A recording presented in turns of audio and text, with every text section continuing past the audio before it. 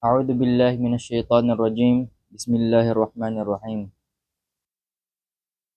الحمد لله رب العالمين، والصلاة والسلام على رسول الله وعلى آله وصحبه أجمعين، أما بعد. السلام عليكم ورحمة الله وبركاته. Una sa lahat, mga alipin ng Allah subhanahu wa ta'ala, tayo ay magpasalamat sa Allah subhanahu wa ta'ala sa mga ibinigay na ilmu niya sa atin at ibibigay pa lang. At ang mga biyaya niya ay binibigay niya sa atin. Ang ating tatalakay ngayon sa oras na ito ay bakit hindi tinatanggap ng Allah subhanahu wa ta'ala ang mga panalangin natin. Naikwento ni Shaqiq al-Balkhi na katotohanan na sa kanyang sinabi, okay maani Shaqiq al-Balkhi annahu qala kana Ibrahim ibn Adham yamshi fil Basra fajtama'a ilayhi an-nasu faqalu ma baluna nad'u fala yustajabu lana wa inna Allah ta'ala yaqulu a'udzu billahi minasy syaithanir rajim. Faqala rabbukum ud'uni astajib lakum. Faqala ya ahlal basra qad matat qulubukum bi'ashrati asya fa kayfa yustajabu lakum. Naikwento ni Shaqiq al-Balkhi na katotohanan na kanyang sinabi na ang lagay ni Ibrahim na anak ni Adham na siya'y pinalibutan ng mga tao sa lugar na Basra.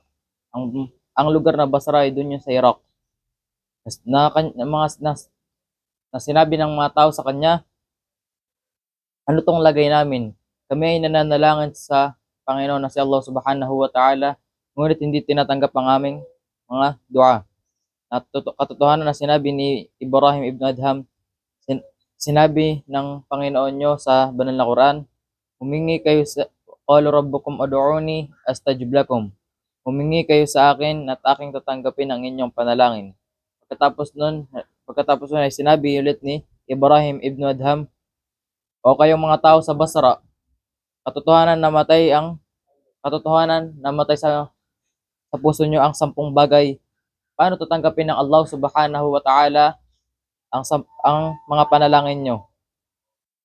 Mga alipin ng Allah subhanahu wa ta'ala, aking babanggitin ang mga binanggit ni Ibrahim ibn Adham sa mga taong yun.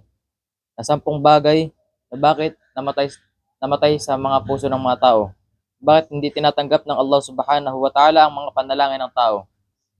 Unang-una sa lahat ay nalaman nyo ang Allah, ngunit hindi nyo isinagawa ang kanyang karapatan. Pangalawa, binasa nyo ang Quran na hindi nyo naman isinagawa ang naroroon. Pangatlo ay ipinalaganap nyo ang pagmamahal sa Rasulullah sallallahu alaihi wasallam, ngunit hindi nyo sinasagawa niya ang kanyang sunnah. Pang-apat, ipinakita nyo sa mga tao na kalaban ang syaitan, ngunit sumunod kayo sa mga syaitan. Panglima, ipinakita nyo sa mga tao na kung paano makakapasok sa surga, sa paraiso, ngunit hindi nyo isinagawa ang pagpapasok roon. Pang-anim, ipinakita nyo sa mga tao na kung paano makakaiwas sa impyerno, ngunit inihulog nyo ang sarili nyo sa impyerno. Pang-8 ay sinabi nyo sa mga tao ang kamatayan, ngunit hindi nyo ito pinaghandaan. Pang-8, na nabisik kayo sa kamalian ng mga tao, ngunit naiwan ang inyong mga sarili. Pang-9 ay nilibing nyo ang patay, ngunit wala kayong nakuwang aral. At ang pinakalas na pang-10, kinain nyo ang biyaya ng Allah subhanahu wa ta'ala na hindi man lang kayo nagpasalamat sa Allah subhanahu wa ta'ala. Ang unang nasabi ni Ibrahim ibn Adham sa mga taong yon, nalaman nyo ang Allah subhanahu wa ta'ala, ngunit hindi nyo ito binigyan ng karapatan. Anong halimbawa nito mga kapatid, mga alipin ng Allah? Na may mga inutos ang Allah subhanahu wa ta'ala sa atin, ngunit hindi natin isinasagawa. Karapatan ng Allah subhanahu wa ta'ala na dapat sunod din natin ang mga kanyang inutos.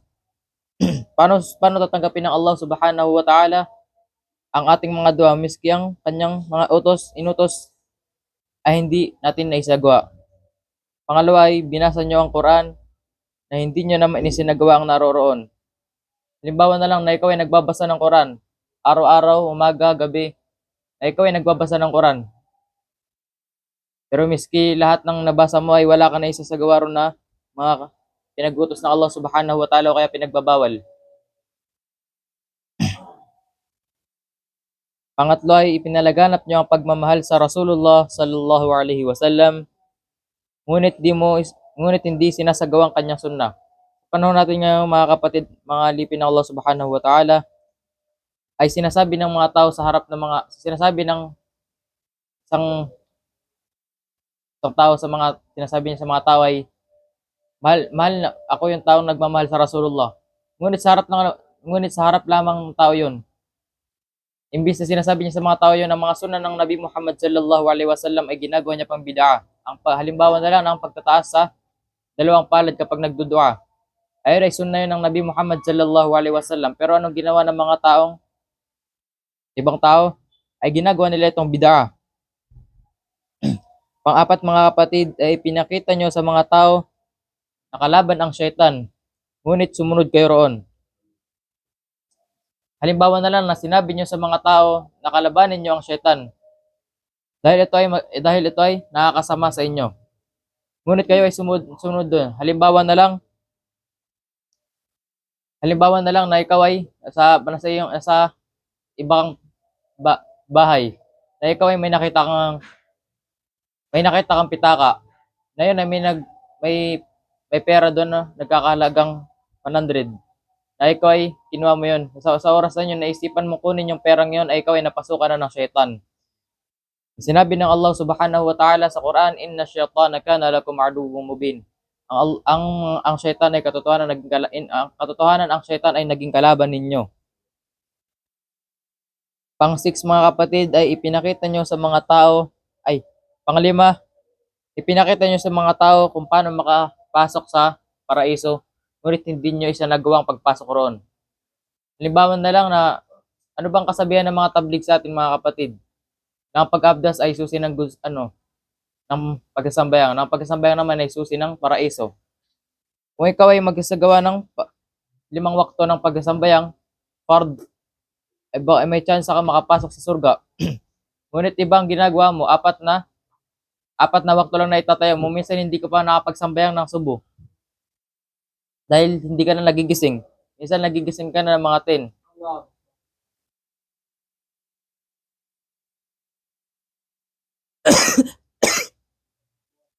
Sinabi mo sa mga tao ang pagpasok sa paraiso, ngunit ikaw hindi mo may sagawa ang pagpasok roon. Ang pang-6 mga kapatid na ipinakita nyo sa tao kung paano makakaiwas sa naraka, ngunit inihulog nyo ang sarili nyo dun sa naraka. Halimbawa na lang, sinabi nyo sa mga tao kung paano makakaiwas sa naraka, ngunit inihulog nyo ang sarili nyo doon. Sinabi nyo sa mga tao na huwag kayong magbaradusa, huwag kayong uminom ng alak, huwag kayong magzina. Miski kayo yung umiwas doon, kayo pa yung gumagawa ron. Ano ba sinabi ng Allah subhanahu wa ta'ala sa Quran? Ya ayyuhalladhina amanu qu anfusakum wa ahlikum nara waquduha an-nas wal hijara. Sadaqallahul azim.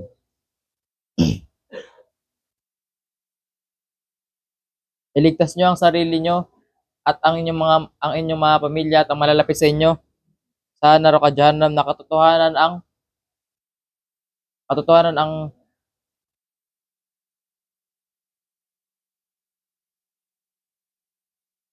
panggatong doon ay mga tao at ang mga bato.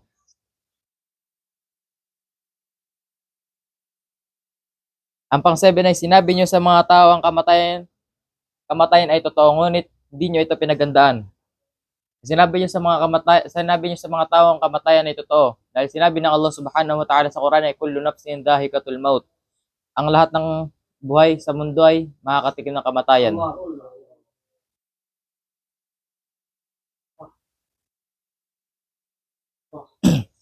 Sinabi niyo sa tao ay ang kamatayan ay totoo, ngunit hindi niyo ito pinagandaan. Dahil ikaw ay alam mo pala ang kamatayan ay totoo, ngunit hindi mo ito pinaghandaan. Na ikaw ay gumagawa ng mga baradusa, imbis na ikaw ay magbara amal lamang. Katotohanan kapag ikaw ay nasa kabilang buhay, kapag makita mong naraka dyan, baka masabi mo na lang, sana nung nandun pa ako sa dunya ay dapat nasa masjid lamang ako ay di na lang ako nagsasagawa ng baradusa. Pang-8 mga kapatid ay nabisi kayo sa kamalian ng mga tao ngunit naiwan naman ang inyong sarili. Halimbawa na lang kapag ikaw ay nasa labas ng bahay at may nakita kang kasama mo, kaibigan mo.